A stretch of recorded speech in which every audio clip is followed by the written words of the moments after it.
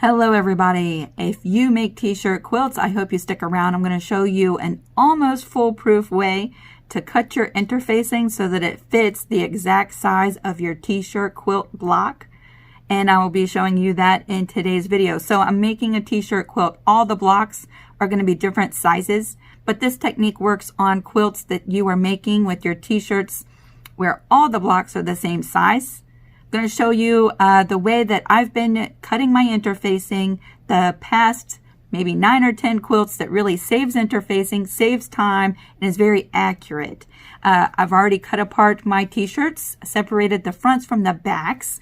I've recorded all of my information, the block sizes or the logo sizes, and put them in different color categories so everything is recorded. And then I jumped on Inkscape. Inkscape is a free software that you can download on the internet. And I imported my 2-inch quilt grid set and pulled up the queen size grid in Inkscape. And with all of the measurements that I just showed you, I have planned out and color organized all of the blocks for my quilt. So here we are. We're ready to go ahead and start cutting interfacing. We're ready to start cutting apart our shirts and fusing the interfacing to the back sides of our t-shirts. I'm just going to show you real quick how I do it to save interfacing, save time, and yes, I hope this video is helpful. Stick around. Let's get busy. So here we are with our very first t-shirt that we're going to cut apart for this quilt. I have all my measurements here, and then I have my quilt grid here. We're going to start with the very first block up in the top left-hand corner. This block is going to measure 12 inches by 14 inches. That's the finished size of this block. Keep in mind, we're going to have to add 1/2 inch to both of those measurements to allow for our seam allowance. So when we actually cut this block, we're cutting it at 12.5 by 14.5. That gives us our seam allowance. But when I cut this block, when I cut the interfacing, I'm also going to add another 1/2 inch to allow a little bit of leeway so that I can cut this block out nice and accurately and be able to really center that logo. So let's go ahead and start with the interfacing. Today I'm using Capen P44F. It's my go-to favorite interfacing for t-shirt quilts. It is so hard to find right now. Capen P44F. I have a little bit left. I'm hoping it'll get me through this quilt. But I'm going to put in the description box below a link to a discussion that we did live here on my channel all about interfacing t-shirt quilts. I give you some tips for doing t-shirt quilts without interfacing, but also in that video I give you a list of recommended interfacings for t-shirt quilts that was given to me directly from Capen, and y'all, that video is so long. If you go to that video, look in the description box. There are timestamps. They're blue. If you click on the timestamp, it'll bring you to that spot in the video. So that's really nice. You don't have to sit through the whole long discussion, but it's a very informative video all about interfacing and t-shirt quilts. But this is my favorite, and this is what I'm using today. So our finished block is 12 by 14. I'm going to go ahead and measure out some interfacing. I know you can't see exactly the whole view in my camera. I'm really sorry. I want to cut off of this bolt the smallest, least amount possible because this stuff is like gold right now, right? I'm going to look at my smallest measurement, 12 by 14, 12 inches. I'm going to add 1 inch to that measurement. That's going to give me my seam allowance and just a smidgen extra without wasting a lot of stabilizer. So I'm going to measure over 13 inches. 1, 2, 3, 4, 5, 6, 7, 8, 9, 10. 1, 2, 3. I'm going to cut 13 inches off of this bolt. Where's my rotary cutter? Here we go. There's 13 inches. That gives me my seam allowance and just a smidgen more. My next measurement is 14 inches tall. That's how tall my block will be. So I'm going to measure over 14 and 1 more inch. I know you can't see that. I'm sorry. I'm going to cut this at 15 inches long, giving me my seam allowance and a smidgen extra. 1, 2, 3, 4, 5, 6, 7, 8, 9, 10. 1, 2, 3, 4, 5.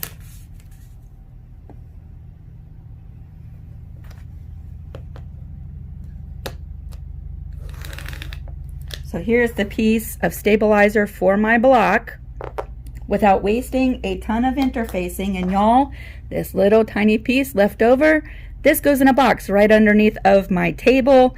And yes, you can patch together the scraps from your interfacing, so do not throw this away. It is so valuable.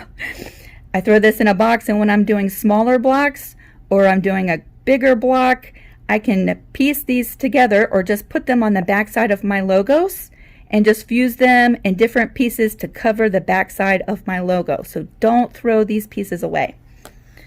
And I've cut very minimal into my bolt, okay? The next thing I'm going to do is bring over my t-shirt. I'm going to lay it with the pretty side facing up. All I've done at this point is just separated the front of the shirt from the back. Let me scoot it over. There we go, a little bit more. There we go. My tripod is set up for live tutorials right now, so we're making do with this setup. Here's my little tag from my quilt planner where it tells me the size of this block. I'm going to set that to the side.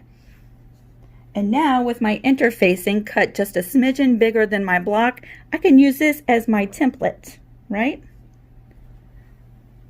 And just lay that right over top. You can see through the interfacing, so you can practically line up what your block is going to look like, just like this, right? There we go, it's right over top. And let me tell you real quick why I've started doing it this way. Let me demonstrate something for you.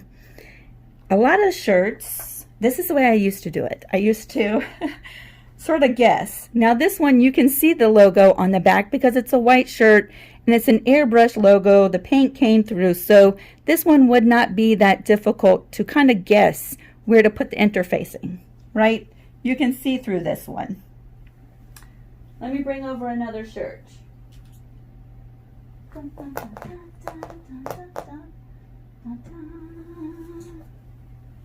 Yeah, this is a good example. Here's a blue shirt that's going in this quilt. It has a white logo on the front. Let's turn it over to the back side. And you cannot see that logo through to the back side. So you're really playing a guessing game, right? You're kind of just guessing where that logo is and fusing it in place. And you're hoping that the interfacing covers everywhere that you want to cut, right? Several times I've had it not in the right place, and when I cut my block, I have a little smidgen of t-shirt material that's not covered by the interfacing. Has that ever happened to you? So I started doing it this way. Let's flip this right side up again and use our interfacing that we cut as our guide. 12 by 14. It goes this way, Lisa.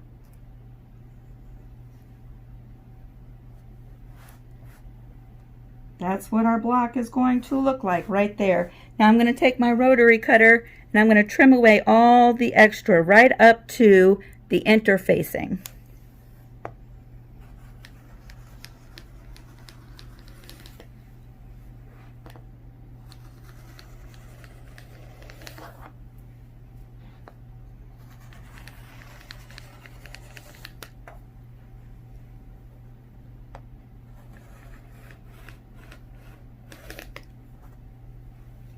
So there we go. There's no guesswork when we bring this block over to our iron or our heat press.